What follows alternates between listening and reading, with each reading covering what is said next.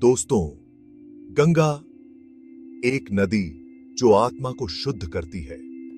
यह नदी केवल जलधारा नहीं है, बल्कि यह एक जीवंत परंपरा और आस्था का प्रतीक है। गंगा का जल पवित्र माना जाता है और इसमें स्नान करने से पापों का नाश होता है। यह नदी हमारे जीवन में शांति और पवित्रता लाती है। लेकिन क्या आप इसके उद्भव की दिव्य कथा जानते हैं? गंगा की उत्पत्ति की कहानी बहुत ही रोचक और प्रेरणादायक है। यह कथा हमें यह सिखाती है कि कैसे दृढ़ संकल्प और भक्ति से असंभव को भी संभव किया जा सकता है। प्राचीन काल में अयोध्या के राजा सागर के 60,000 पुत्र थे।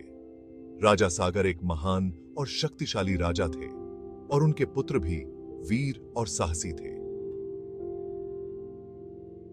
एक दिन उन्होंने अश्वमेध यज्ञ करने का निश्चय किया, एक भव्य धार्मिक अनुष्ठान। अश्वमेध यज्ञ का आयोजन बहुत ही महत्वपूर्ण और पवित्र माना जाता था और इसे करने से राजा की शक्ति और प्रतिष्ठा में वृद्धि होती थी।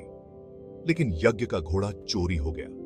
यह घटना बहुत ही अजीब और चिंताजनक थी, क्योंकि यज्ञ का घोड़ा बहुत ही महत्वपूर्ण था।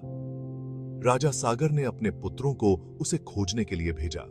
वे सभी जंगलों और पहाड़ों में घोड़े की खोज में निकल पड़े। बहुत खोजबीन के बाद वे कपिल मुनि के आश्रम पहुंचे और घोड़ा पाया। कपिल मुनि एक महान तपस्वी थे और उनका आश्रम बहुत ही शांत और पवित्र था। स्थिति को गलत समझते हुए उन्होंने मुनि पर चोरी का आरोप लगा दिया। यह आरोप बहुत ही गंभीर था और मुनि को बहुत ही अपमानजनक लगा। ध्यान से विचलित होकर कपिल मुनि के क्रोध ने उन्हें भस्म कर दिया। मुनि का क्रोध बहुत ही भयंकर था और उन्होंने अपने तपस्या की शक्ति से सभी पुत्रों को भस्म कर दिया। राजा सागर के पौत्र अंशुमान ने मुनि से समाधान के लिए प्रार्थना की। अंशुमान बहुत ही विनम्र और धार्मिक व्यक्ति थे और उन्होंने मुनि से क्षमा याचना की। कपिल ने बताया कि केवल गंगा का पवित्र जल ही आत्माओं को मोक्ष प्रदान कर सकता है। गंगा का जल बहुत ही पवित्र और दिव्य माना जाता है और इसमें स्नान करने से आत्मा को शांति और मोक्ष मिलता है। पीढ़ियों ने गंगा को पृथ्वी पर लाने की कोशिश की और असफल रहे। यह कार्य बहुत ही कठिन और चुनौतीपूर्ण था और कई पीढ़ियों ने इसे पूरा करने का प्रयास किया, जब तक भगीरथ का जन्म नहीं हुआ। भगीरथ एक महान तपस्वी और दृढ़ संकल्प वाले व्यक्ति थे। भगीरथ की तीव्र तपस्या ने भगवान ब्रह्मा को प्रसन्न किया, जिन्होंने गंगा को अवतरित होने का आदेश दिया। भगीरथ की तपस्या बहुत ही कठिन और लंबी थी, लेकिन उनकी भक्ति और दृढ़ संकल्प ने उन्हें सफलता दिलाई।